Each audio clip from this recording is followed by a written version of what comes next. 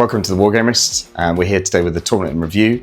It is the big one. It's the London Grand Tournament, or LGT. I think it's the biggest, certainly in Europe, might even be the biggest in the world now after LVO. Around 1,000 players, which is all from all around the world.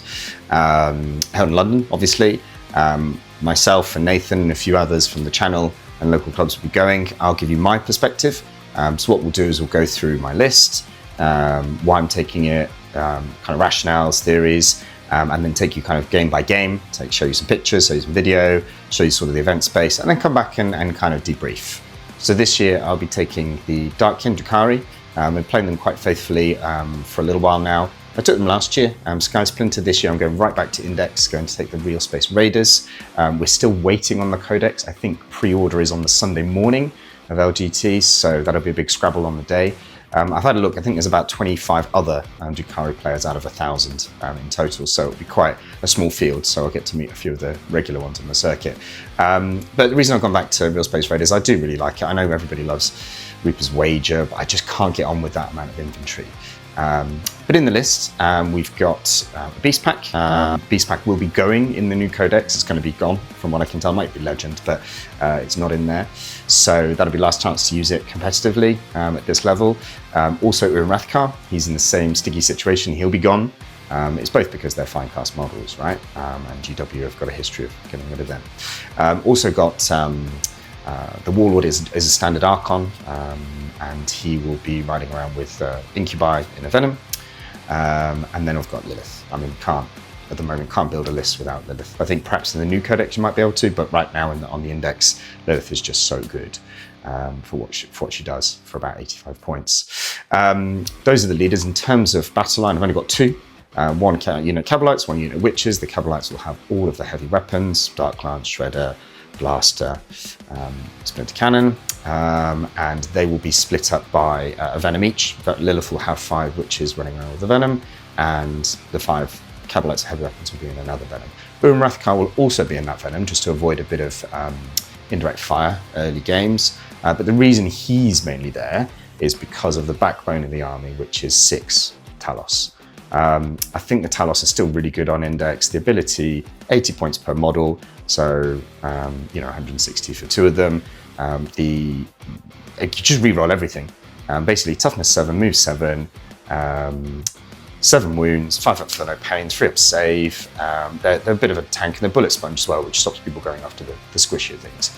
In terms of the output, though, the Haywire Blaster is great for taking out vehicles, flat 3 damage, anti-vehicle 4 up. Dev wounds as well, and it's twin linked, so you re-roll hit wounds because you empower them, you re-roll the wound roll because they're twin linked. The gauntlet's good as well, and then there's a squirt gun, liquefier gun, which is a taunt weapon as well. So there's 6 of those running around in units of 2 each, and then you've also got 3 Ravengers, because who doesn't want to take 3 Dark Lancers on a gunboat that moves 14 inches for 100 points, only 100 points for 1 at the moment. I think that will change with the Codex because the rules are slightly changed. But 3 of those, so that's already 9 Dark Lancers. Then got a unit of 5 Incubi, which is great. They'll go around with the Archon because he gives them, when he's in power, he gives them the re-roll hits, re-roll wounds as well. Scourge. Most Drukhari lists have Scourge now. I've got 2 units of 5, both with the Dark Lancers. I did consider taking the Haywire Blasters on one and Dark Lance on the other, but the Talos have got the Haywire Blasters, so there's not much point really. I might as well just have more Dark Lancers. And I think actually in total it's about 17 Dark Lancers when you consider the one from the Kabalite unit as well. And that's about it actually. I think it's 995 points, so 5 points short of the magical 2000. No enhancements because the enhancements of Realspace Raiders are a bit rubbish or too expensive for what they are. But that's it. The strategies tend to use, there's a few strategies tend to use. -1 to wound on Talos is so useful, and it's flat -1 to wound at the moment. In Codex for one of the detachments, I know that's changing, and it becomes 2 CP in the new Codex for the Realspace Raider detachment in the new Codex, but right now it's still 1 CP, so it's still quite usable. But it does make heavy weapons wound on 4s instead of 3s, or it makes those puny weapons with mass attacks wound on 6s instead of 5s. So it does keep the Talos around a lot longer than they should do. advance and charge, fall back and charge, which is great. Lelith can move out of the vehicle 11 inches and then get to where she needs to be. Very, very helpful. Fire and Fade, it does cost 2 CP, so move 6 inches at the end of the shooting phase, and that could be anything. It doesn't have to have shot. So I could move, it's not 6 inches, it does a normal move, so it is 2 CP, so I could move, I think it's you move Scourge 14 inches, they fire, move 6 inches, which is their natural ability, and then they do another 14 inches. So it's quite good for throwing them into, to take an objective or to get them out of the harm's way, that kind of thing. But 2 CP, quite steep. That's about it for the common stratagems. There is another 1 or 2, but we'll take you on the day, see how it goes.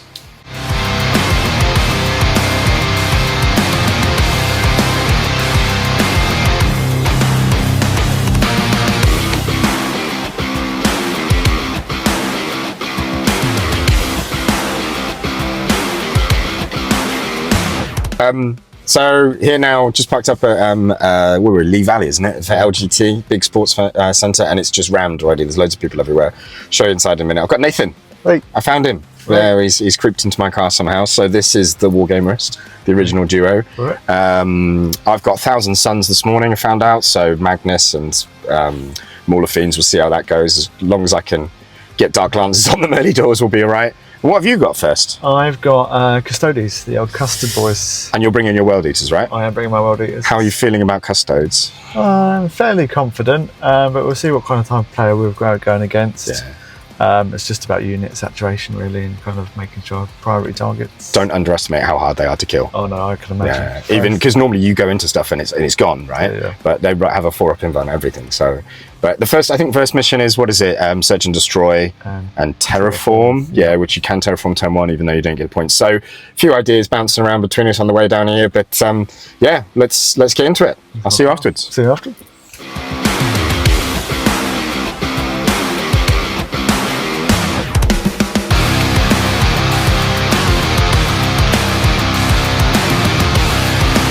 So round 1 of the LGT, I had 1,000 Suns. We're playing Terraform on a sweeping engagement map. I'll put the map up now. It was good. He had Magnus, he had 2 Vortex Beasts, loads of the Warp Flamers, what are they called, Rubric Marines. Had a couple of the Chaos Spawn as well. So he went first, which was kind of okay, but he had to really go out there as you do first turn, and I managed to kind of stem the flow. He had a unit that could come up and come down, which was quite dangerous, quite annoying, but managed to just about survive and hold out, where I managed to terraform everything at the end as well. So got 6 points in the last round. I think he made a bit of a mistake not shooting a boat at a particular point, which could have swung things the other way by a couple of points. But super close game, really nice guy, 89 to 86 for the Drukhari. So let's see what we get in round 2.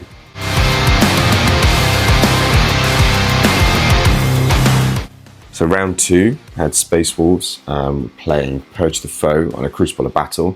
I went second again, which is actually quite good in Purge the Foe, so I thought I'd be okay. He was playing loads of infantry, basically. 10 of the Blood Claws, I think it is, with Ragnar. 10 Terminators with Ajax as well. It had a Gladius Lancer as well, which is annoying because it kept taking out boats. But it was actually a really, really close game. We ran out of time, so we couldn't do the last round. I was quietly confident because going second on Purge the Foe, you're normally okay. But it actually ended up 1 point in it. Now, I think I might have had a bigger lead if we played the 5th round, but it was super, super close. There was a moment where I basically bounced and didn't kill anything, so we got kill more, so one of the particular turns, and then Ajax was still alive with quite a few Terminators. I mean, I had no pain tokens left, which fuels the army for the rerolls, so it was a very, very close game, but super nice guy. I think we both got a bit sort of stressed out trying to work out the scores at the very last minute as well, but I think it was 1 point in it. I think it was 55-56, so a very tight win there.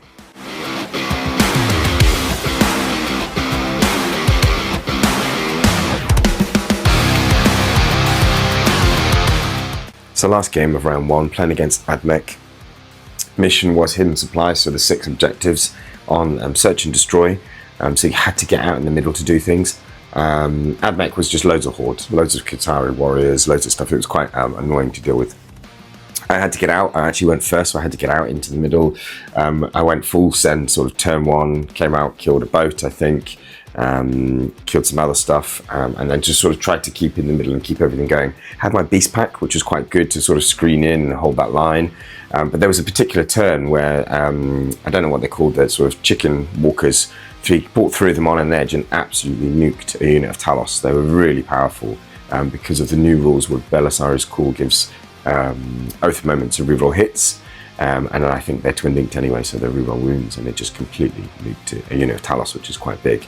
But luckily managed to hold in there, kept denying him a lot of primary, he denied me a fair few primary, managed to kill off the last model in my round 5, which means he wasn't able to then jump on any objectives to get any primary in his last turn, going second. So a really solid win there, 63, 40-ish for the Drukhari. So that's 3 out of 3 for the first day. Let's see what tomorrow brings. Day 2, round 4 of the LGT, pitched into Chaos Demons. I mean, look, it's going to be a rough matchup. 5 big monsters. The Grey and Clean one with the Endless Gift, he was playing Demonic Incursion. You know it's going to be a hard matchup when your 17 Dark Lancers wound a Greater Demon on a 5+. He went first and he just rolled everything into the middle. It was on Linchpin with a Crucible of Battle deployment. Rolled everything into the middle. It took me a long time to kind of kill a lot of things. And obviously you spend quite a few pain tokens to only get 1 back. So you're maybe empowering a Ravager and a Scourge unit or more to get 1 pain token back from killing just 1 model. So I run out of pain tokens a couple of times, and it was really hard. He was a great guy, really good player. I think he's played Mind Goblins team, and yeah, there was also a couple of funny moments. So although I ran out of pain tokens, I managed to take out Bellicor because he got in the back of the my deployment zone, but without any pain tokens. So Talos dev wounds and a couple of Dark Lancers got through, and then Urien Rakarth killed him off. Urien Rakarth then died to Flamers in combat and then failed to get back up again. He's had a long weekend. But yeah, it was overall a really good game. I think it was a very poor score for me. Fun to play, but let's see what I get in last matchup.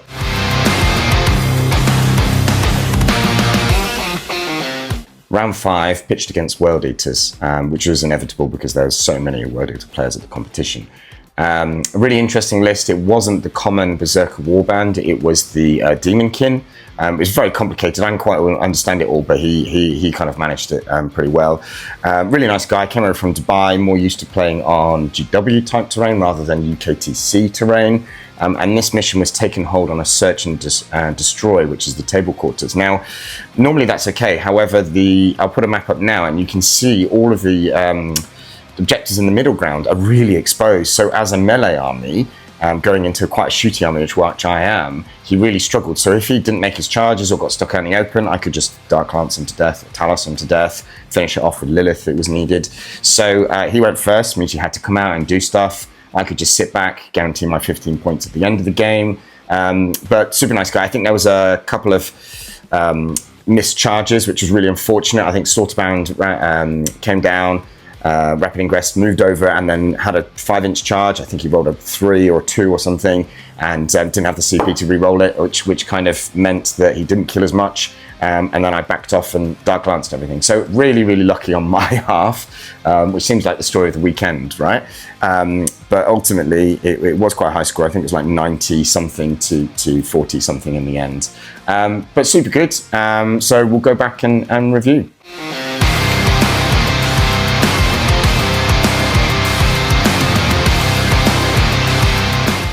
Welcome back. What a great weekend. Actually really fun. Look, the first day I was really lucky to get the 3-0 wins. I think there was a couple of points in a few of the wins as well, which is great, but a really good mix of players from all around the country, good mix of factions as well. I didn't have any repeats, which was fun.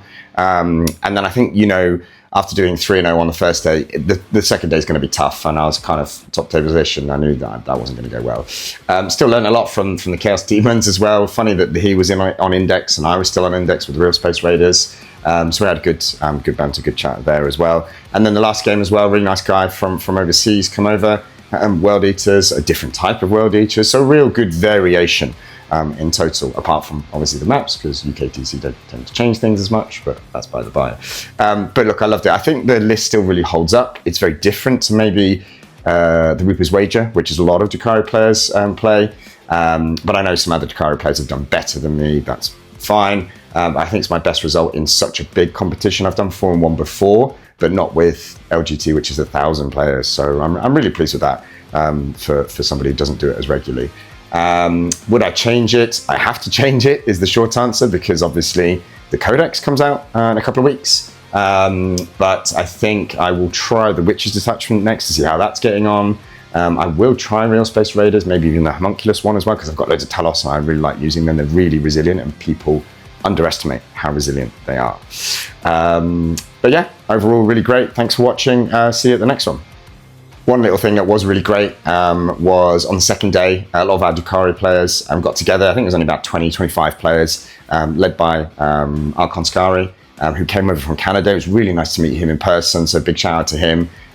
You know, Danny was there, Paulie was there, Archie was there. There's quite a few people that I sort of know around the circuit, and we had a picture of all of us. I'll try and find a picture of it from someone's phone, and a picture of all of our Archons. And one thing that's great about Drukhari is the individuality that you can have, which really works in with the lore as well. Mine's not very individual because I paint box art, but it was really great to see the variation and different styles of players and people there. So good luck all Drukhari players for the future tournaments. See you on the next raid.